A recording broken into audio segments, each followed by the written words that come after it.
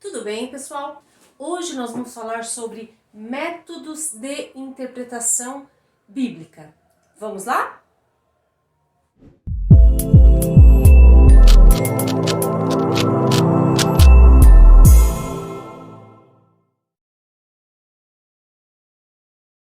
Nós estamos na segunda aula do curso de hermenêutica e nós vamos falar sobre métodos de interpretação bíblica, abarcando toda a história da interpretação. Há três métodos de interpretação das escrituras. O primeiro método é o método alegórico. O segundo método é o método histórico-gramatical. E o terceiro método é o método histórico-crítico, que é o método da dúvida. O que é alegoria na interpretação de um texto bíblico? Vamos entender? O sentido mais importante da Bíblia não é aquele que está contido nas palavras, literalmente, mas que se esconde por detrás do texto, que não é óbvio a todos e que só pode ser descoberto mediante algum catalisador, fé e espiritualidade. Então, quando se interpreta a Bíblia alegoricamente, nós estamos buscando um modo subjetivo de interpretação. O que é ser subjetivo? O que é uma linguagem subjetiva? É uma linguagem que traz a opinião de alguém, não é uma linguagem imparcial, é uma linguagem que traz uma opinião. A linguagem objetiva é aquela linguagem imparcial, sem opinião. Então, quando se faz uma interpretação alegórica da Bíblia, está fazendo através de uma linguagem com uma opinião. Isso é muito perigoso. Quando se usa o método alegórico, nós estamos deturpando a imagem real, como nessa figura. Então, todas as vezes que alguém utiliza alegoria para interpretar um texto bíblico, ele deturpa o sentido original do texto. A alegoria, nós temos que entender que é o sentido figurado e não literal, o sentido místico, o sentido espiritual, é evitar o óbvio, quer dizer, o sentido literal do texto, e é um fato usando a imagem de outro. Então, alegorizar o texto é deturpar o texto. Quando nasce a alegoria? A alegoria nasce com os gregos. Vamos entender melhor? Foi desenvolvida pelos gregos para reduzir a tensão entre a tradição de mito religioso e sua herança filosófica, visto que os mitos religiosos tinham muita imoralidade. Assim, eles davam forma de alegoria a essas histórias. Então, como unir a filosofia com o mito religioso? Através da alegoria. Como havia muita imoralidade nos mitos filosóficos, era necessário alegorizar para que houvesse uma coesão. É muito importante nós frisarmos que o método alegórico prevaleceu durante muito tempo na história da igreja. Vamos iniciar agora falando da exegese patrística. O que é exegese patrística? Exegese que iniciou-se com os pais da igreja. Quem eram os pais da igreja? Eram aquelas pessoas que vieram depois dos apóstolos, eram teóricos, que estavam ensinando tudo aquilo que os apóstolos deixaram. Eram os teóricos que estavam também preservando a igreja de que entrasse heresias. Um dos representantes da exegese patrística é Clemente de Alexandria, só que Clemente também utilizou o método alegórico. Nós temos aqui duas escolas na era patrística. Nós temos a escola de Alexandria e a escola de Antioquia. Na escola de Alexandria prevalecia o método alegórico e um dos maiores representantes era Orígenes. E na escola de Antioquia havia sim o método literal. O maior representante era João Crisóstomo. Então aqui começa a nascer aquele método que nós já falamos na aula 1, que é o método histórico-gramatical. Prezava-se a interpretação correta das escrituras, prezava-se a interpretação histórico-gramatical. Nós vamos tratar agora de um versículo que foi interpretado de maneira diferente, tanto pela igreja de Alexandria como pela igreja de Antioquia. O versículo é: pois a letra mata, mas o espírito vivifica. O que dizia a igreja de Alexandria sobre esse versículo e o que dizia a igreja de Antioquia? Bom, a igreja de Alexandria, representada por Crisóstomo, dizia o seguinte: por letra aqui, ele entende a lei que pune aqueles que transgridem, mas por espírito, a graça. Ou seja, a letra que mata não é a letra dos estudos, é a letra da lei. E o espírito aqui é a graça. Vamos ver a interpretação da igreja de Alexandria. Antes de tudo, é preciso precaver-se de tomar em sentido literal uma expressão figurada. A respeito disso, lembramos a palavra do apóstolo: a letra mata e o espírito vivifica. Entender um termo figurado como se fosse dito em sentido próprio é pensar de modo carnal. Ora, coisa alguma pode ser chamada com mais exatidão de morte da alma do que a submissão da inteligência à carne, segundo a letra. Então nós temos aqui dois caminhos. Qual é o caminho correto? É o caminho da igreja de Antioquia, que seguia o método literal, ou o caminho da igreja de Alexandria, que entendia que esse texto era figurado? O que ele quis dizer com figurado aqui, com submissão da inteligência à carne?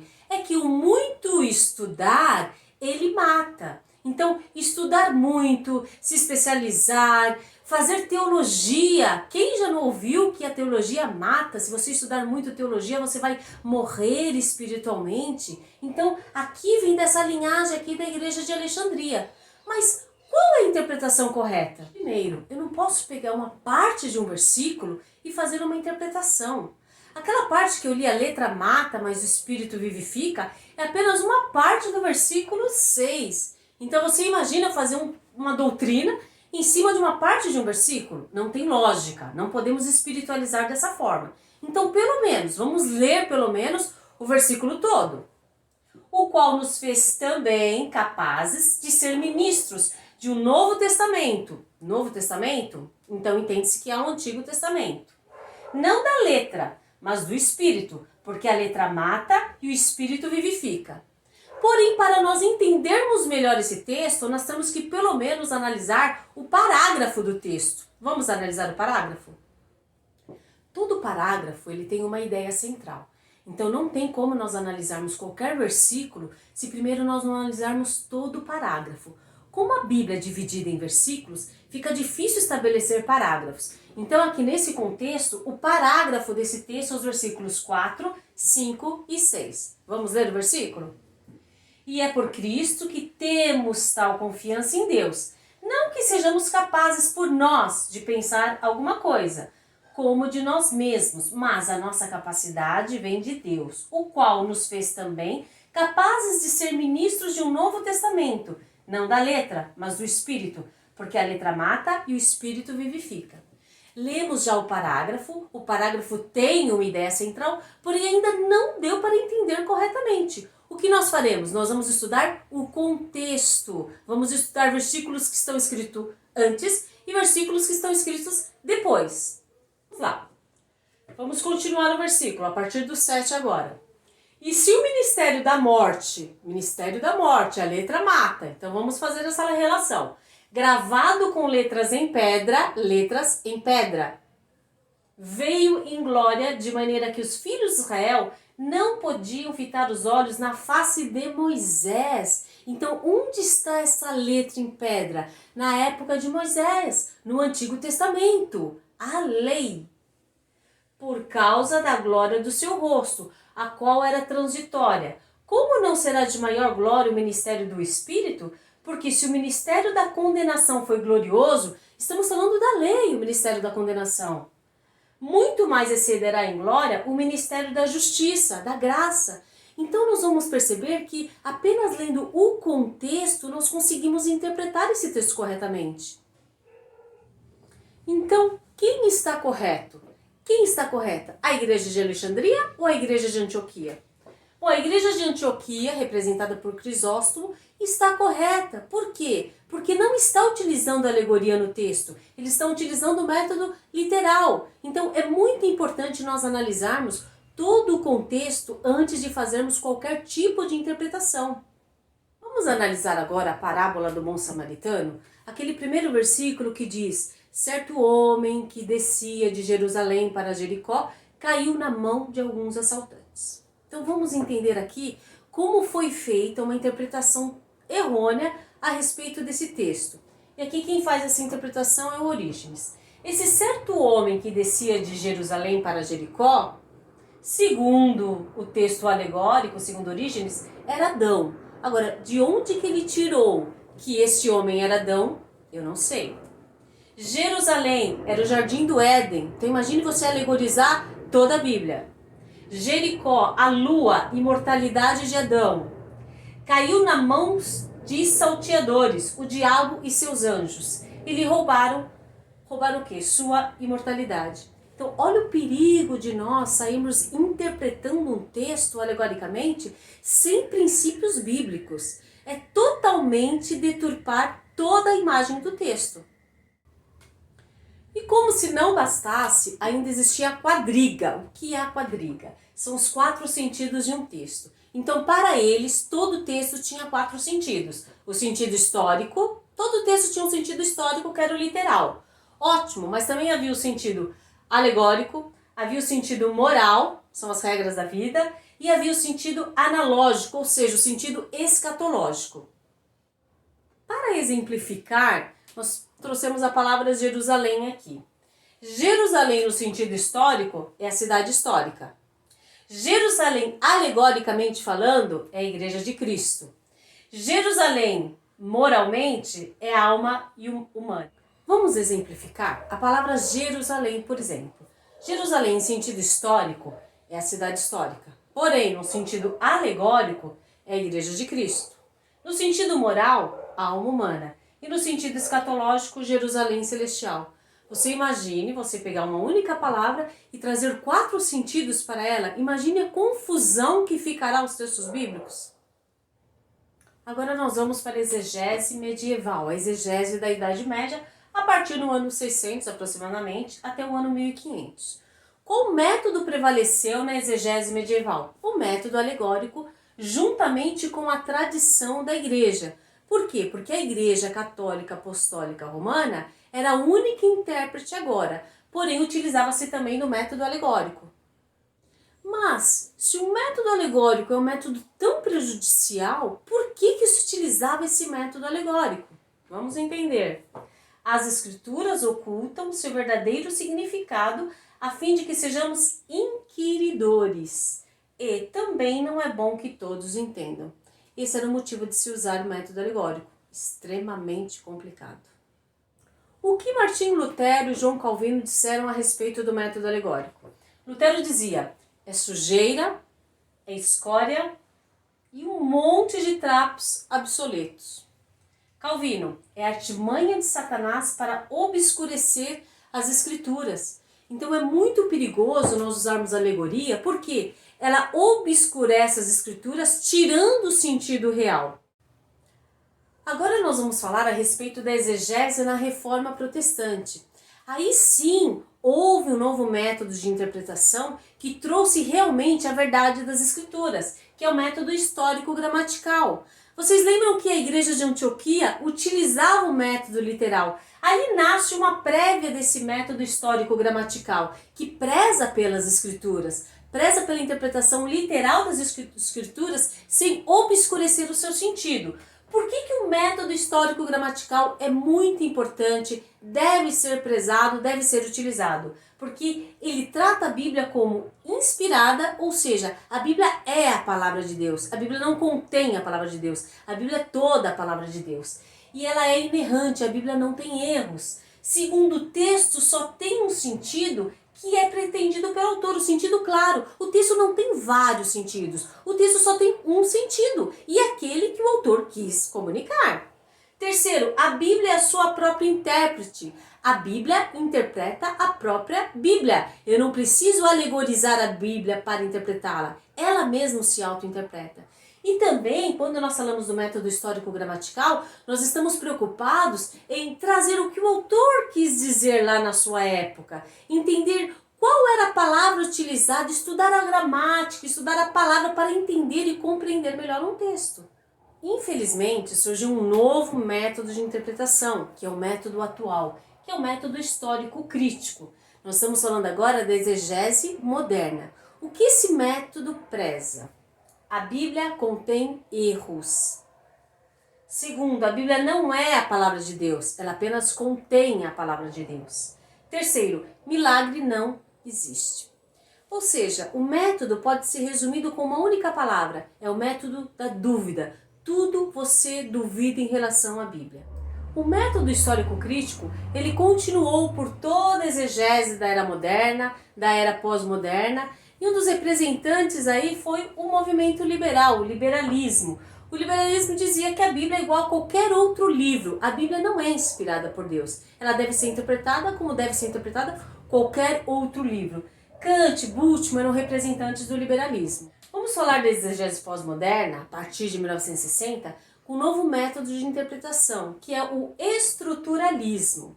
O representante do estruturalismo é Ferdinand de Saussure. Saussure, ele trabalha muito na área da linguística. O estruturalismo é um termo muito amplo, então nós vamos trabalhar só essa parte da interpretação, da parte da linguística. Saussure, ele escreve um livro chamado Linguística Geral, que na verdade não foi ele quem escreveu, ele tinha os rascunhos e os discípulos dele publicaram esses rascunhos. E ele trabalhava muito dicotomias, então ele falava muito a respeito do aspecto diacrônico e sincrônico da língua. O que significa? O aspecto diacrônico da língua é a história dessa língua. O que essa palavra quer dizer lá no passado? Qual o significado dela lá no passado? Tem o mesmo significado hoje em dia? Então, Saussure trabalhava esse aspecto diacrônico. Só que ele também dizia que havia um aspecto sincrônico da língua. O que significa? A parte literária focaliza no interior da língua, a estrutura da língua, a estrutura da palavra hoje. Então, o aspecto sincrônico está preocupado com o aspecto da palavra hoje, no presente, não com o aspecto no passado. Saussure, ele deu muita ênfase e valorizou o aspecto sincrônico da língua, não o aspecto diacrônico. Então, ele entendia que o aspecto histórico da língua não era importante. O mais importante era o aspecto sincrônico. O que isso tem a ver com a interpretação da Bíblia? Tudo, porque a partir do momento que eu digo que não é importante estudar a história da língua, eu digo que o amor para a nossa cultura tem um sentido que não tem relação com o amor naquela época dos apóstolos. Então a palavra amor, por exemplo, ela pode ter um significado para você, para mim. Dentro de uma mesma cultura, várias pessoas vão entender o que é o amor. Então, eu posso entender o amor de uma forma totalmente diferente do que o apóstolo quis dizer naquela época, do que Jesus quis dizer a respeito do amor. Dois representantes aí que foram seguidores do Saussure foi o Strauss e o Foucault. Na exegese pós-moderna, ainda nós temos mais dois métodos de interpretação, que é o método pós-estruturalismo e o método desconstrucionista. A partir de 1970, nós temos muito forte esses dois métodos. Após o estruturalismo, nós temos um outro movimento, que é o movimento pós-estruturalista. Quem são os maiores representantes do pós-estruturalismo? Heidegger, Gadamer e Paul Ricoeur. O que eles diziam? Que linguagem e texto são entidades autônomas com vida própria. Ou seja, o texto, a partir do momento que foi escrito, tem vida própria. Não importa mais a opinião do autor do texto, importa apenas o texto. Gadamer dizia, compreender não significa primeiramente deduzir o caminho de alguém no passado, mas ter um envolvimento presente no que é dito. Então, compreender um texto não está ligado à sua história no passado, está ligado apenas no presente. Então, se eu pegar Filipenses 3, que fala da vida do apóstolo Paulo, eu vou dizer que não importa a vida do apóstolo Paulo, não importa a história do autor, importa só o que está escrito. Isso é muito prejudicial na interpretação bíblica, porque se eu pego, por exemplo, João 3,16, porque Deus amou o mundo de tal maneira que deu seu Filho unigênito, para que todo aquele que nele crê não pereça, mas tenha vida eterna, eu vou dizer o seguinte, que não importa o que o apóstolo João quis dizer a respeito desse texto. Não importa o que ele pensava a respeito do amor divino. Importa o que eu penso hoje sobre o amor divino. Para mim, amor divino é algo, pode ser algo totalmente diferente do que é para você o amor divino. Então, esse contexto todo, ele relativiza a verdade. A verdade já não é mais absoluta. A verdade é relativa. Cada um tem a sua verdade. Isso é extremamente prejudicial para uma interpretação correta das Escrituras. Vamos agora fazer uma análise de alguns textos de Paul Ricoeur. Ele dizia, faz parte da significação de um texto estar aberto a um número indefinido de leitores e, por conseguinte, de interpretações. Então ele dizia que um texto tem múltiplas interpretações, o texto é polissêmico, o texto tem muitos sentidos. Olha como vai totalmente contra o método histórico-gramatical que diz que o texto tem apenas um sentido. Segundo Ricoeur, o texto tem vários sentidos. Ricoeur pronuncia-se assim em relação à autonomia. Às vezes, gosto de dizer que ler um livro é considerar o autor como já morto e o livro como póstumo. De fato, é quando o autor está morto que a relação com o livro se torna completa e, de certo modo, intacta. O autor já não pode responder, resta apenas ler a sua obra. Se imagina interpretar um texto entendendo que o autor já não existe mais, que ele está morto, no sentido de que não interfere em minha interpretação. Então imagina interpretar a Bíblia entendendo que não importa o que o apóstolo Paulo, João, Pedro queriam dizer a respeito do texto. Não importa essa interpretação. Importa o que eu entendo hoje. Imagine considerar o autor morto é desconsiderar toda a interpretação bíblica. Continuando. De fato, o símbolo remete para algo mais além de si mesmo e por isso implica múltiplas interpretações, o que significa que a polissemia é um fenômeno central para a hermenêutica. Imagine se eu tratar a polissemia e os vários sentidos de um texto como um fenômeno central para a hermenêutica. Então o texto já não tem mais uma interpretação. O mais importante, o centro da interpretação, são as várias interpretações. Eu tiro todo o sentido de um texto, já não existe mais texto. Aqui nós temos também uma fala do Edgar Morin, um autor extremamente conhecido em nossos dias. Essa abertura que a hermenêutica vem agregar na educação. Trata-se de possibilidades, não de certezas, mas no sentido de provocar os alunos ao debate, preparando-os para enfrentar os imprevistos, o inesperado e a incerteza, e modificar seu desenvolvimento em virtude das informações adquiridas ao longo do tempo. É preciso aprender a navegar em um oceano de incertezas, em meio a arquipélagos de certezas. Então imagina, o texto agora já não tem mais uma verdade. O texto é totalmente incerto. Temos que navegar num oceano de incertezas. Nada é certo. Temos que trabalhar isso com os alunos. Nada é certo. Isso em relação à educação é extremamente prejudicial. Por quê? Porque nós vamos ler os textos atuais nessa vertente, que não existe uma verdade central, existem muitos significados. Então, quando nós estamos estudando, nós vamos trabalhar com esses autores, nós vamos trabalhar com esse conceito errado de interpretação. E o último método que iremos analisar é o desconstrucionismo. O maior representante desse método foi Jacques Derrida. Derrida ele entendia que nenhum texto tem um sentido. A verdade é radicalmente relativa e a intenção do autor foi expulsa de um texto autônomo. Então você imagine o transtorno e o problema que está trazendo essas figuras aqui de Derrida. Quem foi Derrida?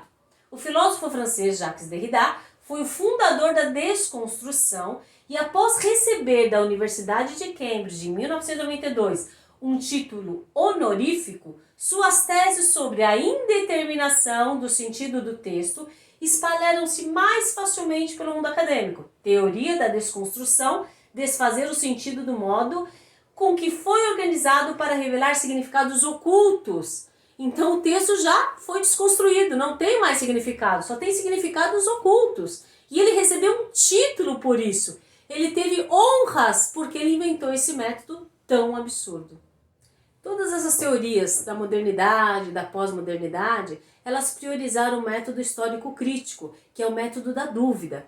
Isso é muito prejudicial. Por quê? Porque quando nós vamos ler uma literatura atual, os nossos filhos estão estudando na escola esses autores. Então, nós vamos estudar a história da interpretação segundo esses autores. E quais as consequências de tudo isso? Primeiro, autonomia do texto. O texto, então, já tem vida própria. Não importa mais eu entender a história do autor. Não importa mais entender a história de Moisés, dos apóstolos, nem de Jesus. Importa somente o que eles escreveram e eu vou entender o que eles escreveram somente para os meus dias.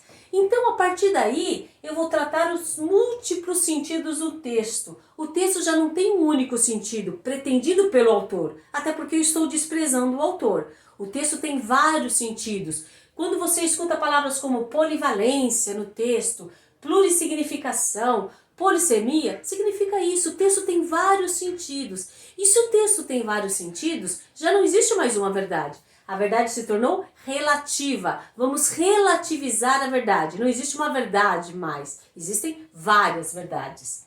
Também existe o desprezo pelo contexto histórico. Não importa mais o que o texto está dizendo na época em que foi escrito. Importa que eu venha entender nos meus dias. Quando eu faço esse tipo de pergunta, como isso se aplica à minha situação? Eu leio a Bíblia e transformo tudo aquilo que foi escrito por eles no passado para os meus dias e apenas pergunto, como isso se aplica a mim? Eu estou desprezando o contexto histórico e estou seguindo todo esse método de interpretação. Não importa mais o contexto histórico, só importa o que ela significa para mim e como eu vou interpretar de acordo com a minha situação. Então, Derrida e esses outros teóricos desprezam o contexto histórico. E muitos cristãos desprezam sem saber que estão desprezando, mas também desprezam o contexto histórico. E para finalizar, uma das consequências aqui é a teologia da libertação. A teologia da libertação, ela vai trazer um tratado a respeito do contexto da nossa época. Ela não se preocupa com o que está acontecendo naquela época. Ela se preocupa com a libertação dos pobres, com a realidade da América Latina. Então nós vamos criar uma teologia que venha satisfazer o contexto da nossa época. Isso é extremamente prejudicial porque nós temos que interpretar a Bíblia conforme foi escrita, primeiramente, e depois trazermos para a nossa época. Eu quero deixar bem claro que o método correto de interpretação, o método que valoriza as escrituras, o método que nós devemos ensinar é o método histórico-gramatical. Por quê? Porque ele valoriza a Bíblia. A Bíblia é inspirada, a Bíblia é a palavra de Deus, a Bíblia é inerrante, a Bíblia não tem erros. Ele valoriza também o texto só tem um sentido, o texto não tem vários sentidos, porque não existem várias verdades, só existe uma verdade, e é o sentido pretendido pelo autor, ou seja, o sentido claro do texto, sem alegorizações. Vamos ao sentido exato do texto. Terceiro, a Bíblia é sua própria intérprete. Eu não preciso inventar alegorias para interpretar a Bíblia. A própria Bíblia interpreta a Bíblia. Nas próximas aulas, nós vamos trabalhar o método histórico-gramatical. Vamos entender como interpretar corretamente esse texto.